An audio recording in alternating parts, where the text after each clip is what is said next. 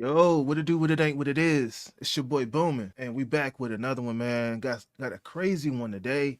I know by now you all already saw Cam Hayward's podcast with Peasy, with Joey Porter Sr., and he did not mince words. So let's get right into that video.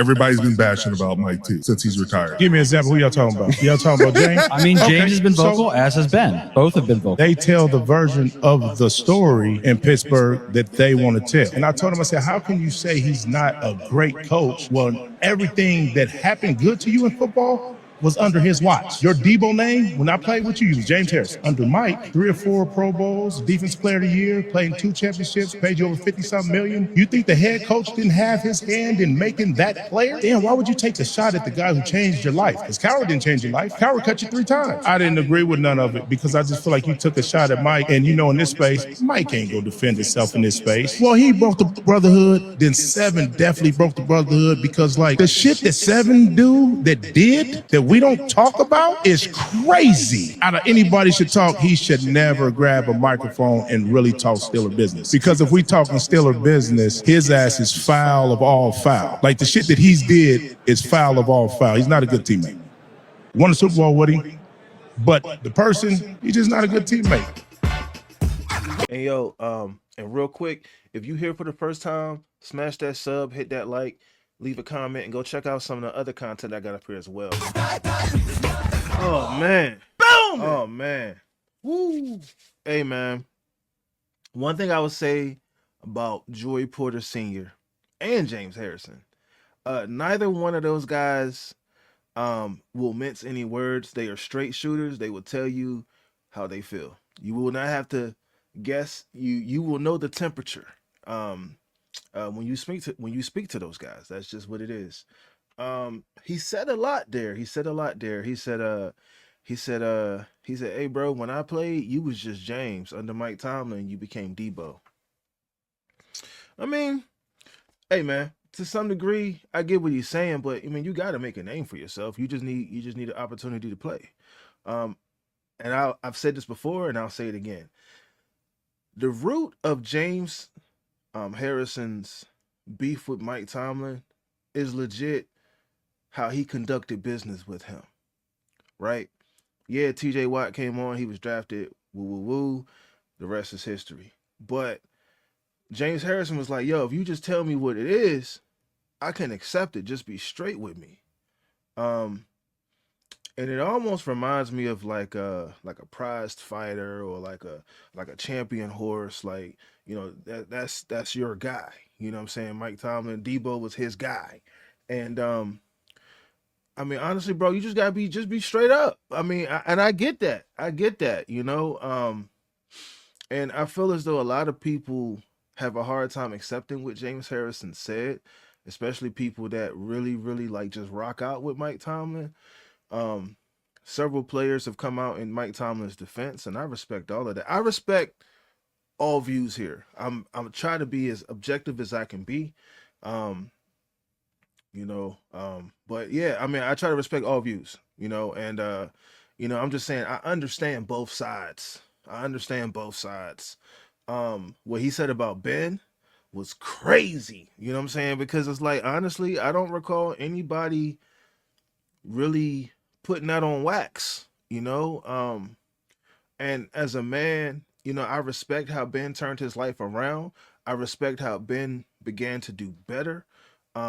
But Joey Porter and Big Ben, they've been beefing. They've been beefing. And I believe going back to like 05, you know what I'm saying, when Joey Porter called out Big Ben in the locker room. Like it's been a beef. It's been a beef, you know. So, you know, I just hope that these guys can sit down and chop it up.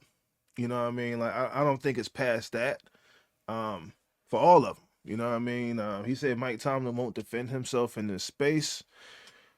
Hey, man, I think he should defend himself in this space. I think he should come out and just say what it is how he feels about the situation. You know what I mean? Like, this stuff was brought to the public, and he has the right to defend himself publicly. Do I think phone calls should be made? Absolutely. Absolutely 1000%. Phone calls should be made. These guys need to have a conversation. They need to talk it out. You know what I mean? Because a lot of people rock with all of them. Like I like all the guys mentioned here. You know what I mean? Even Coach Tomlin. Like, despite me making content, being critiquing his coaching style and stuff like that, and how it's time to move on. Like, yeah, I got love for Mike Tomlin. I don't know how many times I can say it, but I also got love for Peasy. I got love for Debo. I got love for Ben. That's just what it is. Like, we grew up rooting for these guys. You know what I mean? So I would love to see these guys be able to like shake hands or whatever and just be like, hey, it's not personal, bro. It ain't like it's not on site. It's not on site. Like I don't think it should ever get to that point. Um, because these are all just opinions. These are all just opinions on, situations, how they happened, how things could have been better, how things should have been done better. Um, but yeah, I mean, PC was in the building twice with Ben as a player and as a coach. So I would like to think that the stuff that PZ's talking about, with the allegations and stuff like that, I'm hoping it stops there. But if we being honest, the start of AB's villain story began with Ben. Him and Ben had a huge falling out. AB said that Ben was a horrible teammate. And AB became the villain in that whole situation. So, man, that might open up another aspect to this conversation. And I'm interested to see what develops as a Steeler fan. But for all this stuff to have been like under wraps for years, it's truly remarkable to me as a fan that that Mike Tomlin was able to keep all these personalities just in check, man. Like it's absolutely insane. It's absolutely insane that Mike Tomlin was able to keep all these personalities in check, man. And so that's where people give him credit for being a motivator, for being a leader of men. You know what I mean? Because it's true. I mean, some of us got families that you can't have certain people in the same room. And it's just no amount of talking, no amount of speaking is going to change that. So yeah, man. Shout out to Cam Hayward and his podcast, Not Just Football. Man, speaking of Cam, man, like we don't know what's gonna happen with him. The cryptic, the book closing video and stuff like that. Like we just don't know what's gonna happen with him either.